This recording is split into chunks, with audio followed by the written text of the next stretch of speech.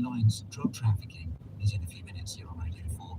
Then at 11:45, our new book of the week gets underway. Benedict Cumberbatch reads an extraordinary memoir. Politician. Deep down, I know I have to. This is my life's work. Prisoner. Something like a pure voice. Alexei, oh, Russia is with you. Patriot. I'm a Russian citizen. I've served, and I'm not prepared to live in fear. Benedict Cumberbatch reads Alexei Navalny's memoir, Patriot. If I have to fight, then I'll fight, because I know that I'm right, and they are wrong. Every morning this week at 11:45 on Radio 4 and BBC Sounds.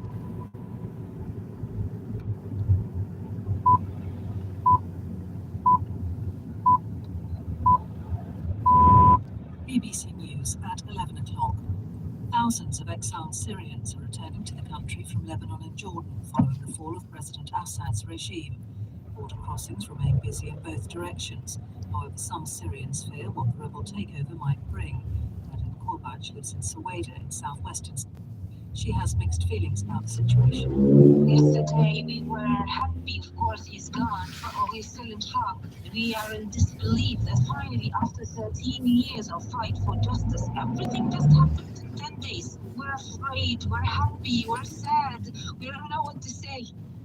The rebel coalition says it's working to transfer power to a transitional government as it faces the task of running the country. The rebels say they want to build Syria together. Civil defence workers from the Syrian White Helmets have been deployed to the notorious Maya prison, where political opponents of Assad have reportedly been hidden in cells underground.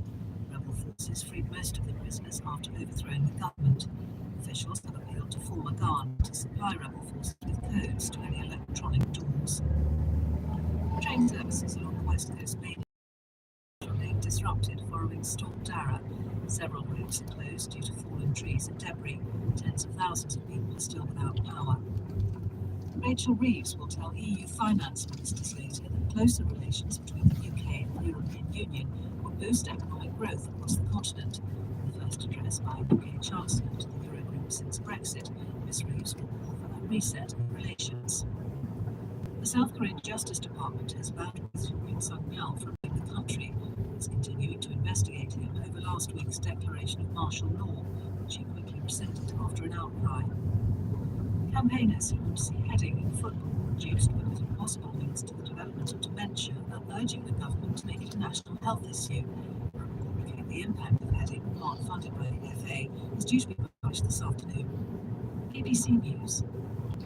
It can often be challenging coming up with ideas for the perfect present at this time of year. As with so many aspects of life today, could artificial intelligence play a part in assisting us? Not for you and yours, but now's time. Now on Radio 4, we continue our series County Lines. Phoebe McIndoe's personal investigation into child criminal exploitation and drug trafficking. County Lines introduced me and my family to a kind of violence we hadn't known before. Our neat brick-walled family home with its ducking blue front door and the golden line locker was the stuff of childhood dreams. But behind the door, dreams were twisting into nightmares. Behind the door, a different kind of story was unfolding. A story through with fear, our world, when somebody says, if you time to X, Y, Z, and it's stuck, and then he's going to chop the shuts in, you know that that's going to happen. Do it short out. To me, I've seen people being whipped and losing friends.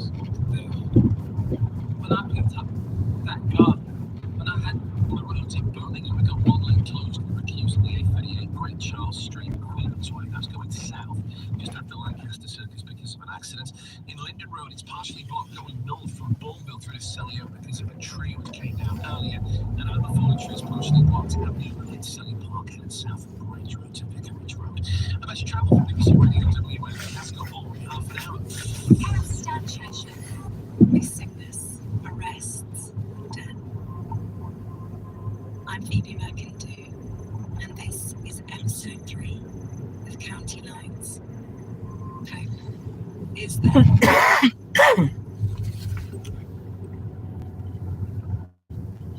got a call around 2 a.m. that my nephew's been stabbed and he's dead. The security guard at the venue spotted him with a watch. He said, look, this guy's got this watch is worth X, Y, Z. You just want me to come down and rob him. They was waiting for him. They were like wolves, went straight for his wrist. And then one of the boys ran out towards him and stabbed him straight away, like didn't even give him a chance. This was central London. The place is full of cameras. The cameras you could hear. Have you got the watch? Have you got the watch? It just turns your whole life upside down. Now you feel like a statistic. Now I feel like that person that I see on the news outside the Old Bailey talking about they've just lost their son. And that same line, he was such a good boy. A 15-year-old boy has been stabbed and killed here, which witnesses describing seeing A barrel of Dorchester knives, machetes, come to force this week. It's illegal to sell one of them on Tuesday. The weapon will be added to a list of residents here are moving to roads. They heard shouts of somebody's been stabbed, with one neighbour trying desperately to come to the boy's aid. He's said to have told her, I'm only 15, don't let him die. I was working with young people prior to my nephew. I was working with the National Youth Fair. We've done a project in Feltham. And I looked at the 3 boys that caused this crime to my family. I saw boys that I worked with. I understood what was going on. Like I knew what it was. In and out of prison, no education, probably low self-esteem and confidence. They probably would love to get a job and be able to integrate into the community, but they don't have the skills or the confidence to do that. Do you know what I mean? So they think this is the only way they can survive, be it selling drugs or being a robber. Throughout my family's involvement with County Lines, I was constantly waiting for that phone call that would confirm my brother as either dead or going to jail for life. For Sylvia and Manaqua, that phone call had come. Her nephew was a grown man, nothing to do with County Lines. But his attackers were kids involved in drugs. The impact of County Lines was being felt in our communities. One of the prime places being our schools, where kids as young as 5 and 6 were being picked up and exploited. I wanted to speak to educators on the ground to see how they were responding to the pressures. So my name's Kelly Wilson. I'm a school teacher and I've been teaching workshops on child sexual and child criminal exploitation. Every school has a slightly different need, not just depending on key stage, but what they want in terms of delivery.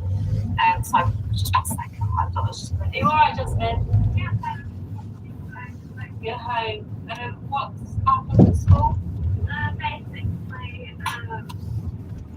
there's been a stabbing. Who's been stabbing? Who's been stabbed, you know? I don't know, just an arm. Somebody said they've been stabbed in the arm. Somebody's been stabbed in the arm and the police and ambulance and stuff. Is it a student? I don't think so. I don't think so. It's just somebody from the estate. Okay. Drama over then. Okay. Can I make banana bread? Yeah. What was that about, Kelly? It was terrifying. Literally, I was just setting off this meeting. Oh, sent me a picture of the policeman. Someone's been stabbed. I was like, get home. So when we were away, every school has a slightly different need. Very surprisingly, and this absolutely surprised me, is I've had a lot of bookings for primary schools. There are starting to be some concerns with year 5s and 6s. So being a drama teacher, I've addressed it as a drama lesson. I get them all in pairs. Labour sells A and B. B's come here. Like a go have a lollipop. I'll have a mouth at them. And they're like, oh, cool. So they can't eat it yet. And so I give them 5 minutes to convince their partner to hand over their sweets. They can say anything they want, they're not allowed to physically take it. And then afterwards, we talked about all the different strategies their partner used to try and get that sweet. And they've come up with the complete, concise list of every tactic the groomer will use. It was a gentler way of introducing it. So this is very, very early intervention, and my role is simply to go in and say to kids, this happens, but it doesn't happen to you. Kids have a tendency to feel like they're the only ones something's happened to. And so when they're caught up in situations which are unique or scary or dangerous, they probably do feel very isolated and that there's no one out there to understand. Recently, talking to some students about what they were worried about, and the three that came through as the biggest concerns were gangs, mental health, and the cost of living crisis. Children worrying about electricity bills and turning the kettle on. And so therefore, does that make them more at risk for being exploited if perhaps they see a quick way to make money?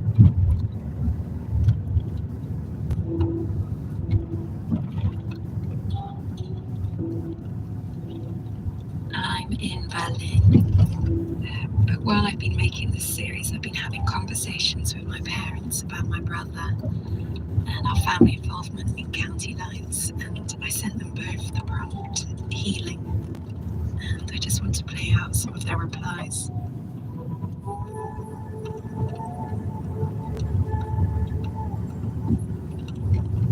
I don't want to sound glib because it's not always a happy ending to gang involvement. In our case, I'm really hopeful that there are positive signs, thanks largely to a very well-grounded girlfriend and the very generous hearts of her family. He does seem to be moving slowly forward. I mean, he has now started to play sports again. I think that's such a positive thing. And in fact, I'm hoping that he'll be playing rugby on December the 7th, so I look forward to seeing that. He likes to laugh. He likes to sort of, do nicknames and generally sort of play around with people. And that all seems to be coming back. And a court case from before the pandemic has been hanging over him rather ominously for several years, which has terrified him, I think. That the case involved a big drugs bust and it kept on being adjourned, and I was never exactly clear what his involvement was or what the charges were.